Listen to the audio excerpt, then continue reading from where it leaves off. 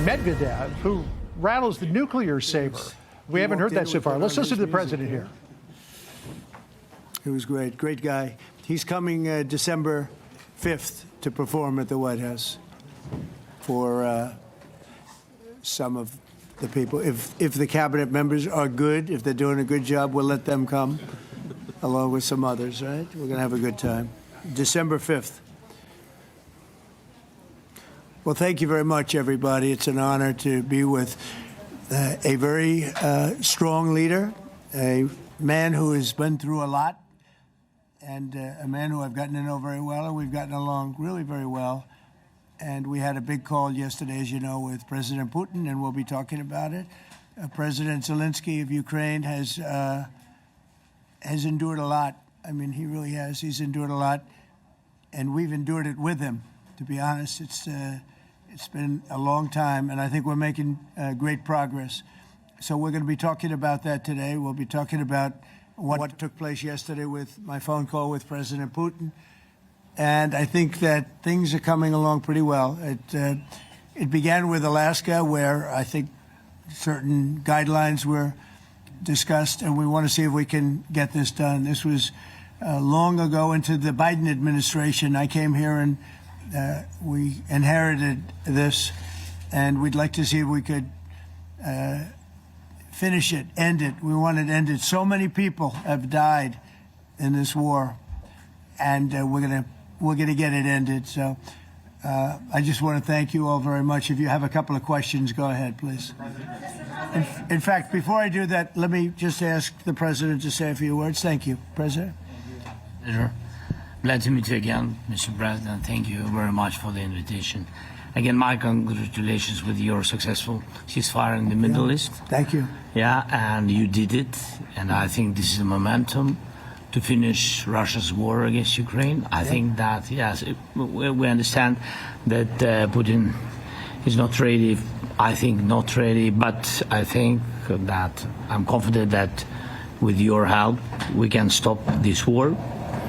And we really need it. We see that they don't have successful steps on the battlefield, and it's good. I think that their army is weak now, but a lot of losses. They have a lot of losses, and in economy and people.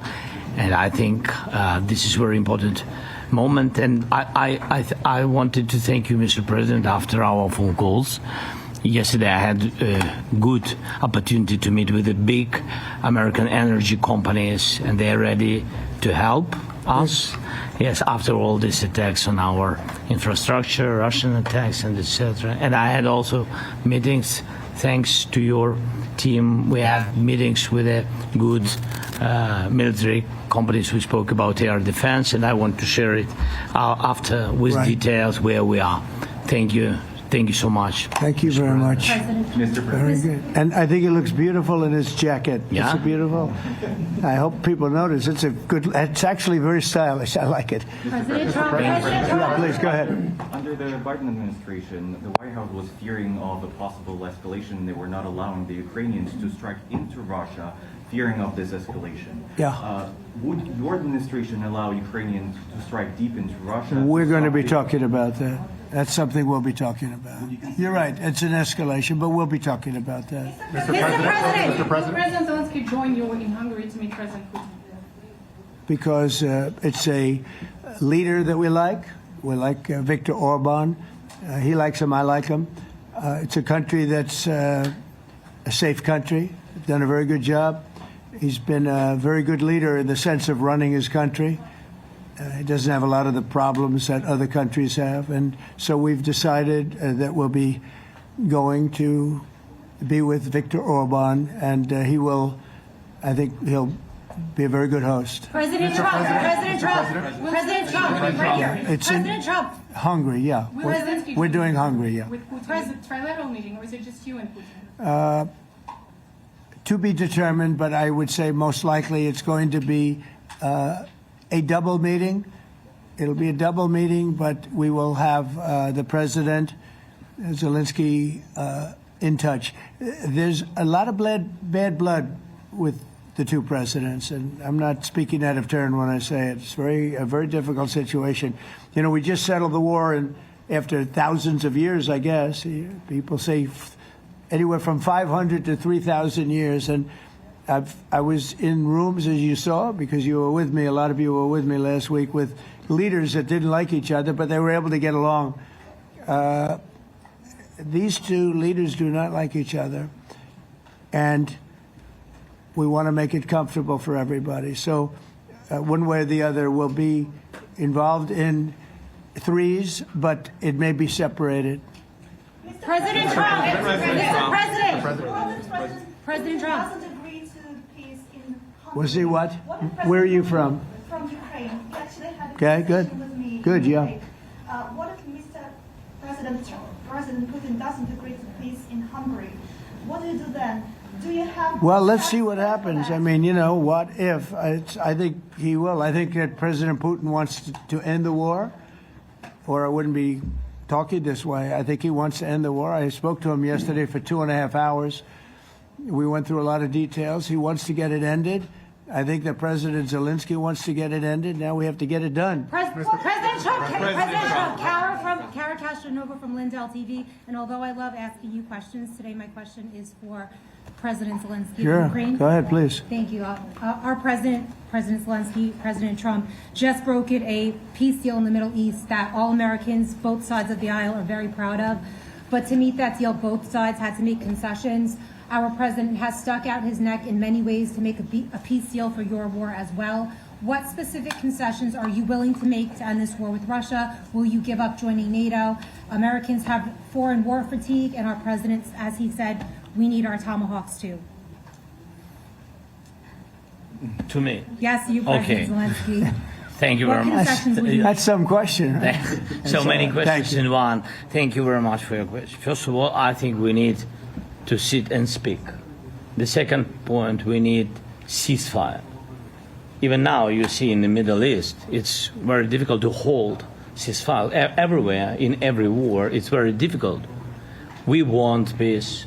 Putin doesn't want. That's why we need pressure on him. We will speak with President today what we need.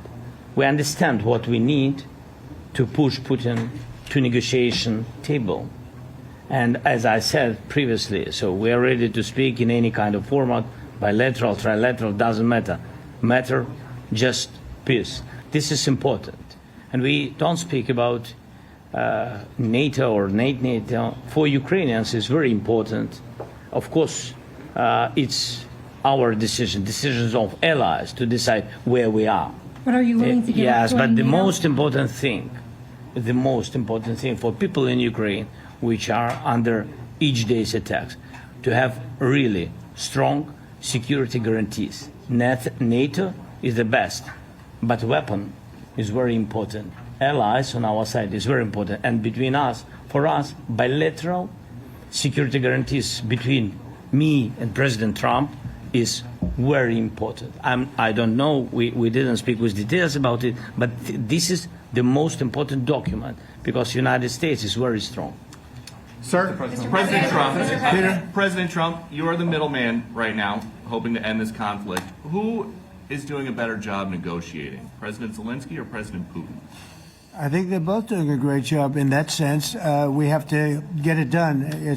We've got to take some of the hatred of each other. You know, they don't like each other. I say that in front of President Zelenskyy, but I say it in front of President Putin too. They have tremendous bad blood. It really is what is holding up, I think, a settlement. I think we're going to get it done, and we have to make it long-lasting. As I said in the Middle East, everlasting, right? Everlasting.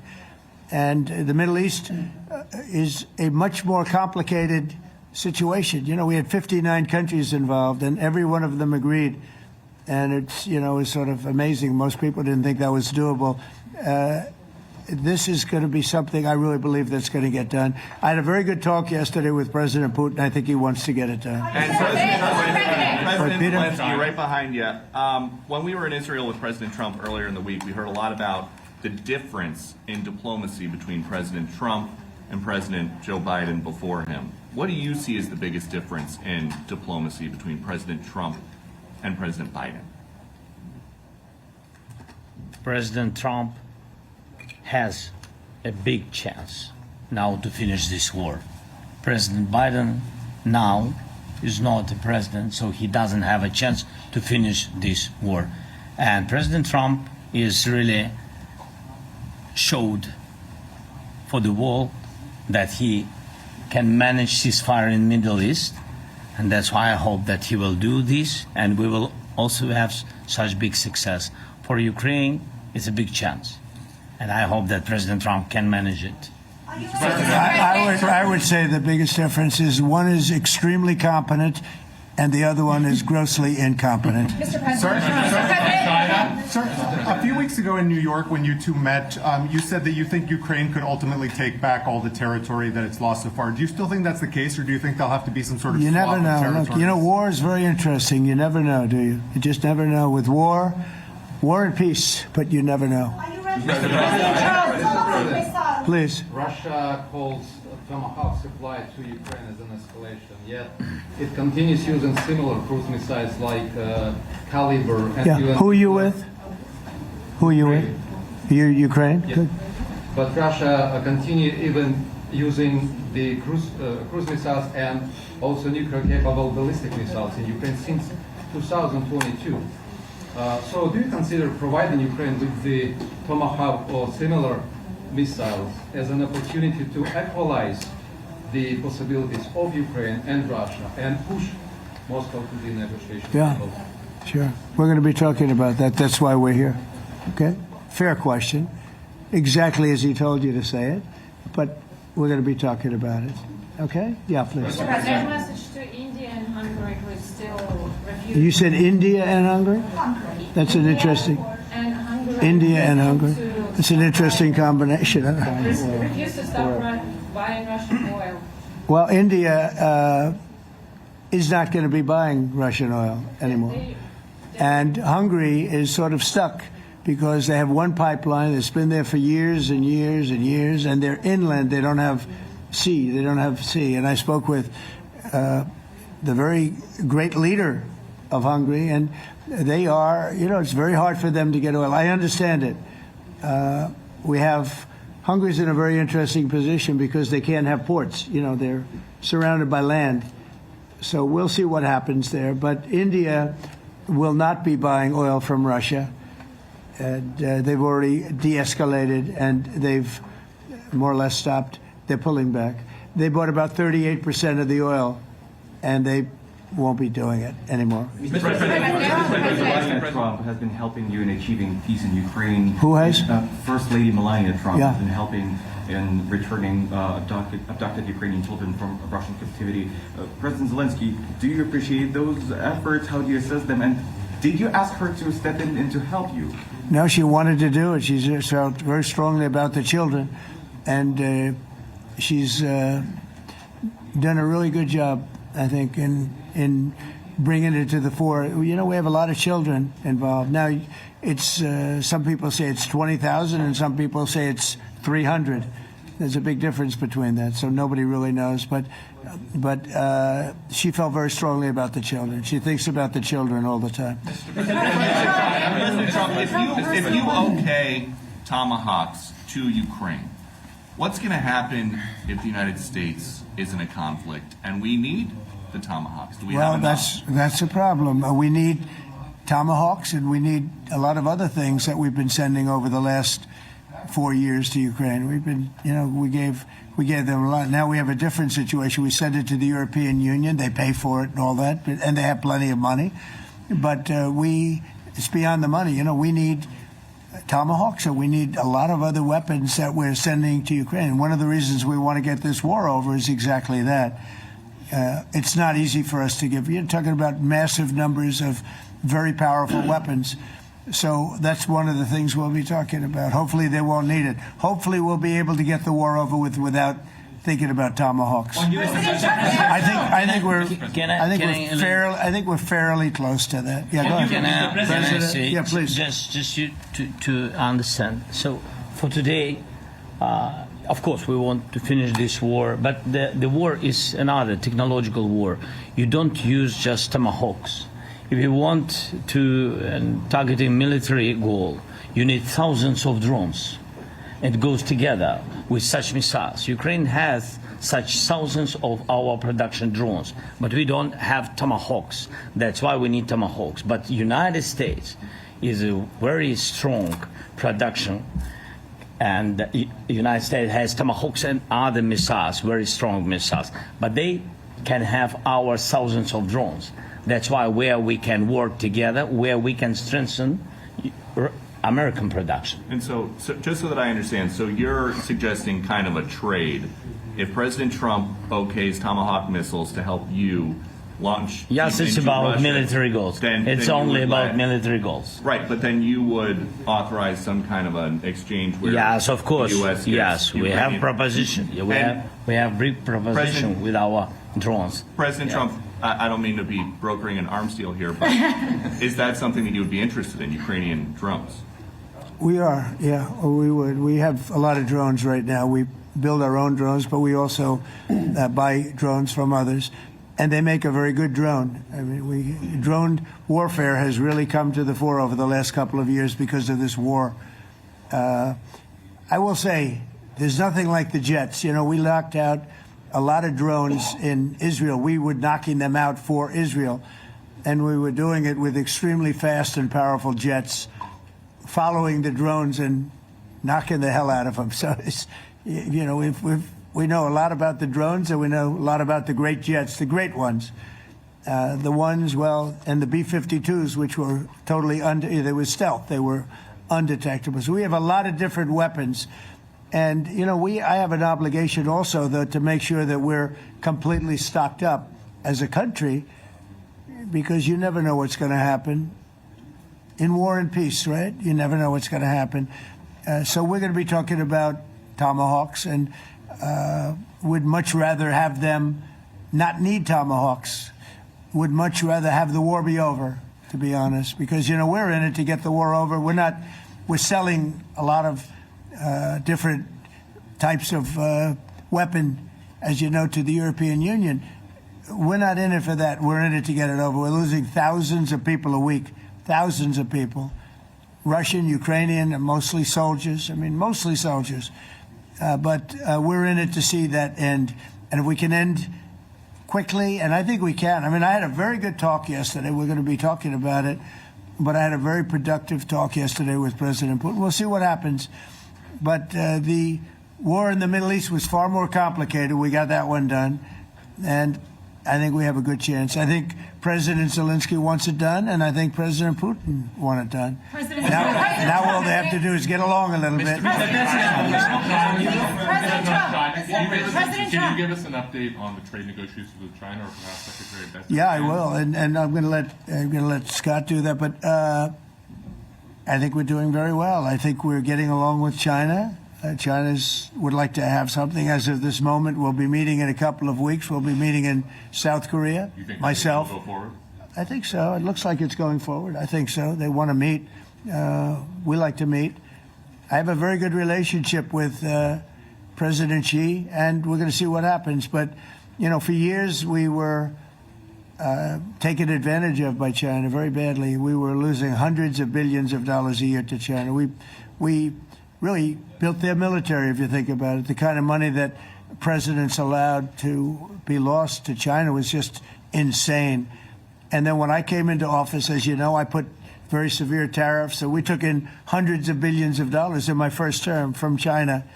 Biden let that go because it was so much. He let it continue, but he gave all sorts of exceptions. And by the time you looked at it, Scott, I would say it wasn't the same thing. He would give an exception for anything.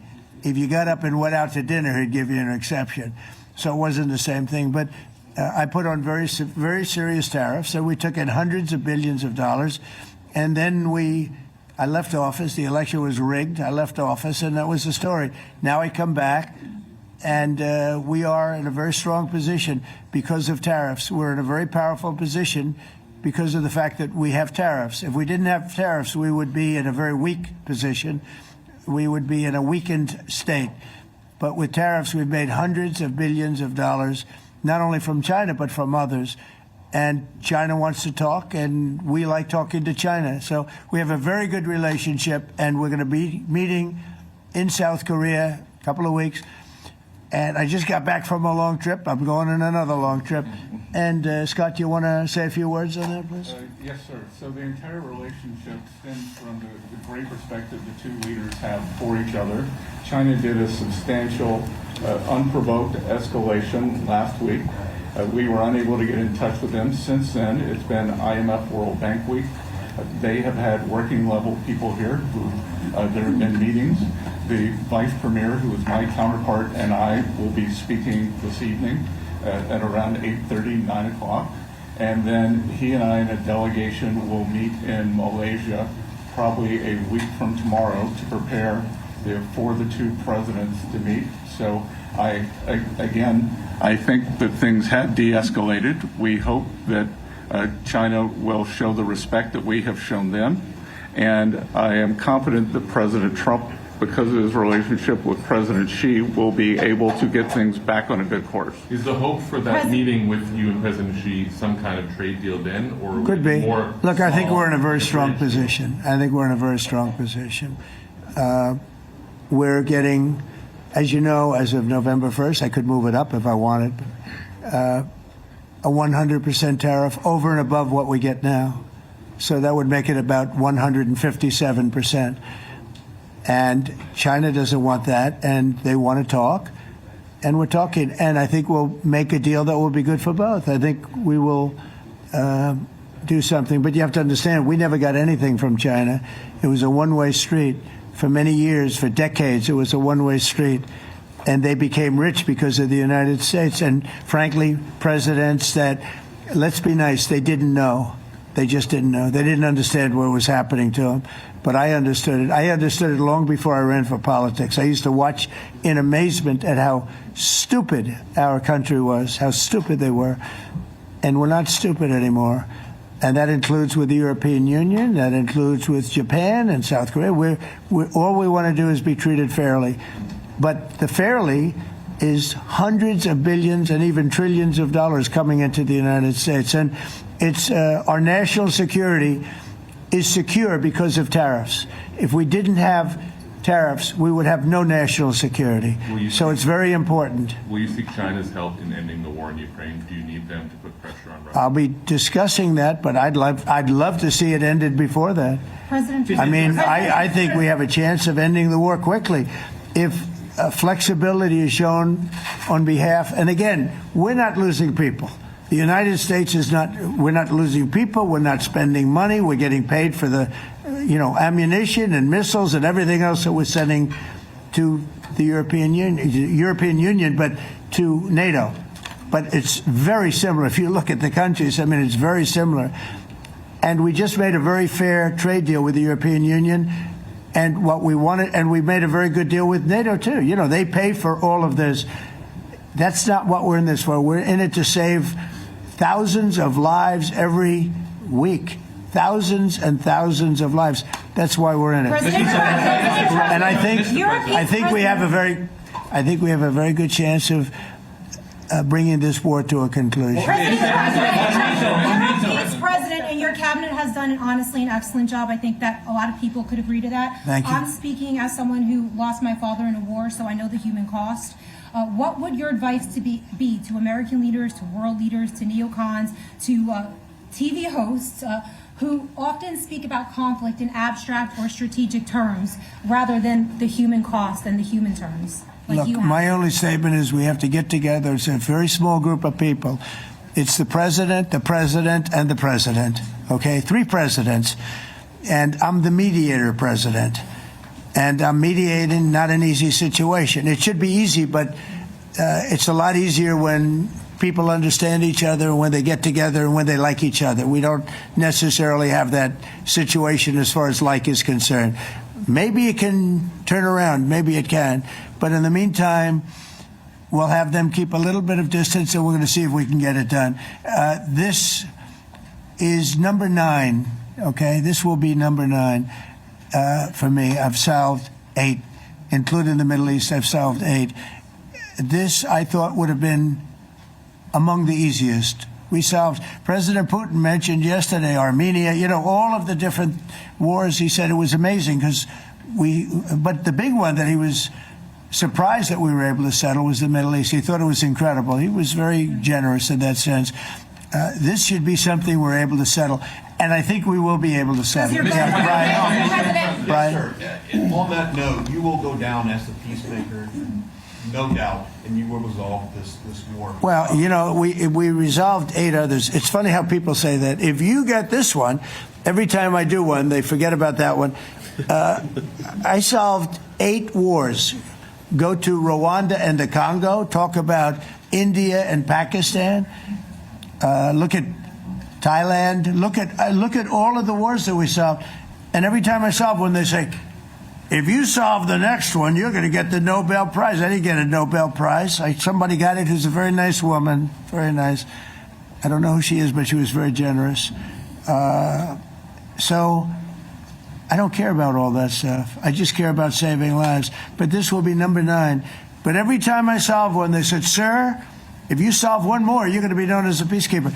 So to the best of my knowledge, we've never had a president that solved one war. Not one war. Bush started a war. A lot of them start wars, but they don't solve the wars. They don't settle them. And especially when they have nothing to do with us. I saw almost, I guess, just about all of these wars had nothing to do with us. But I saved tens of millions of lives. The Prime Minister of Pakistan said, I saved millions of lives in interceding on Pakistan, and you look at Pakistan and India as an example. That would have been a bad one, 2 nuclear nations, right? So I say this, this is pretty much the last one, although I do understand that Pakistan attacked, or there is an attack going on with Afghanistan. That's an easy one for me to solve if I have to solve it. In the meantime, I have to run the USA, but I love solving wars. You know why? I like stopping people from being killed, and I've saved millions and millions of lives, and I think we're going to have success with this war. Wait, please. This, President Zelensky, this is your 3rd time over here. And by the way, you look excellent. Thank you, sir. Thank you. For you, by the way. This is your 3rd time here. How different sitting across from the president is this time versus the 2 previous times here at the White House, and how confident are you hearing the success rate of solving these prior wars that he can get this war solved? First of all, about suit. The same suit because the same president. It's very simple. The next president will have another suit. Yes. About our relations with President Trump, I think we have important dialogues, and I think we begin to understand each other. Yes, and I know that President is briefed very well about situation in the battlefield, and he knows a lot what's going on the battlefield in Ukraine, and I think it really helps when you know a lot of things, a lot of details about one or another war. It helps a lot, but we are still in war, and I hope we can manage. You are being It's that there are some important. countries that are not meeting their commitment.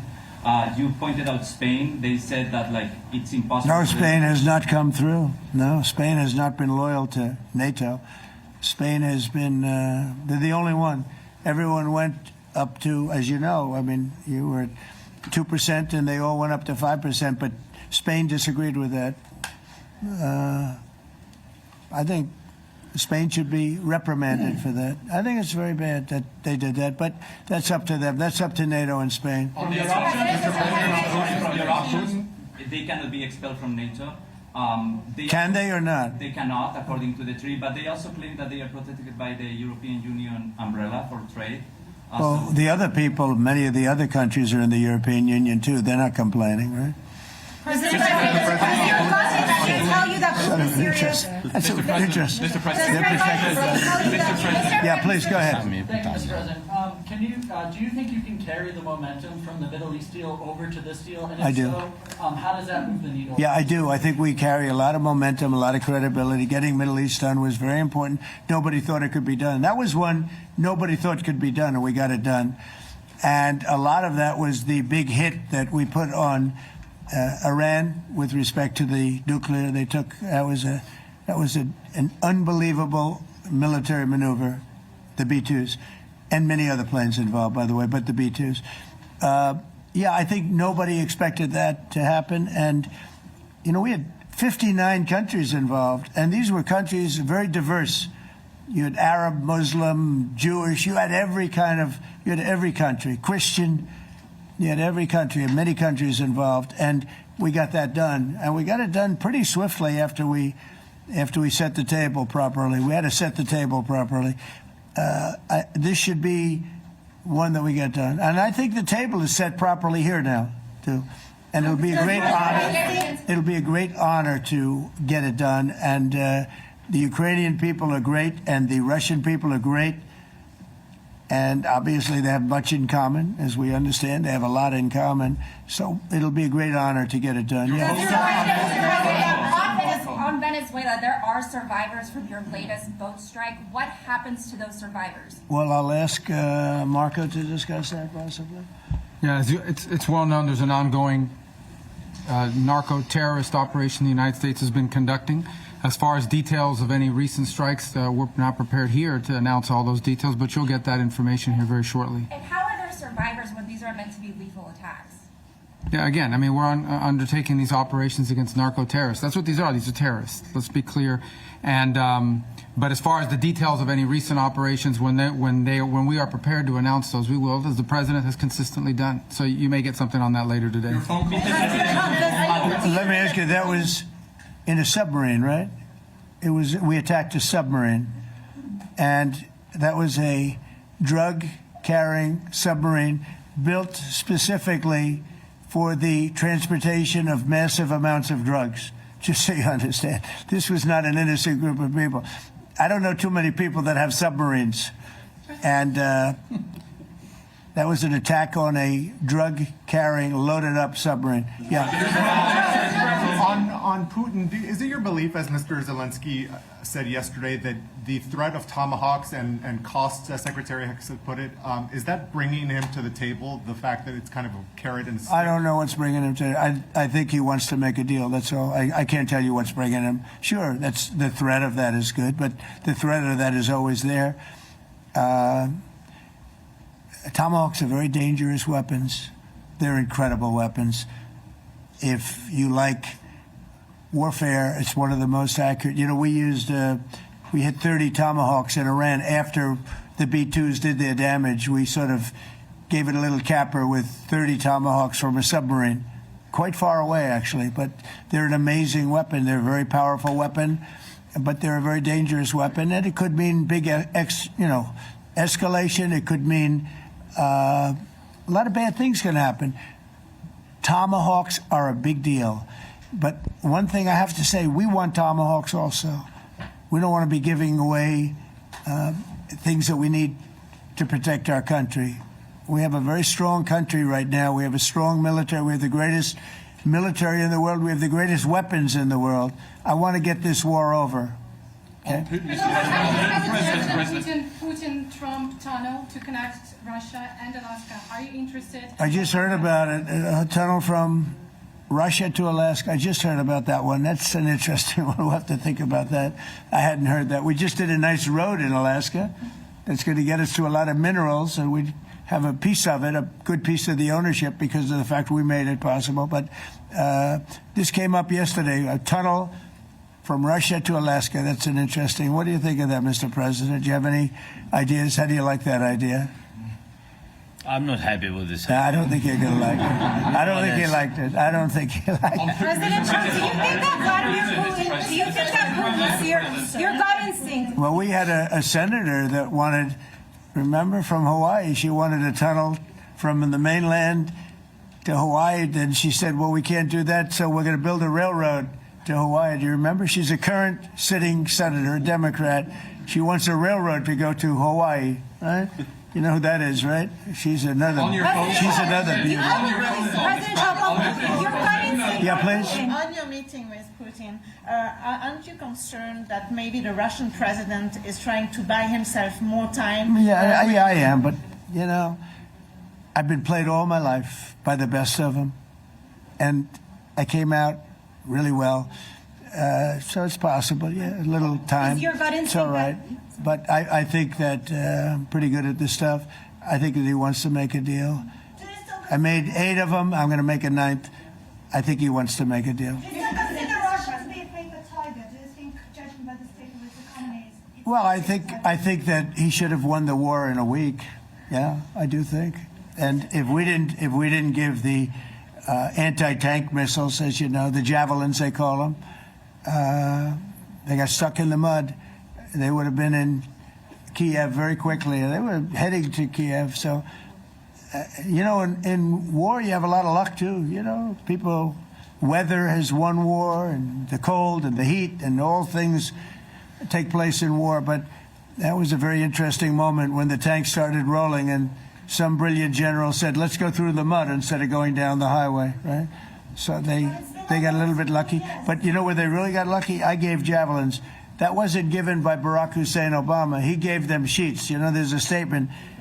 Obama gave them sheets and I gave them the Javelins. And the Javelins are a devastating weapon. And that wasn't given by Obama. That was given by, because at the time it was Obama. That was given by me. So it was like one of those things. And you had hundreds of them. They're a devastating weapon. We have a lot of devastating weapons. I'd rather not use them. But that was a big moment. You know, when the tanks got stuck, they got stuck.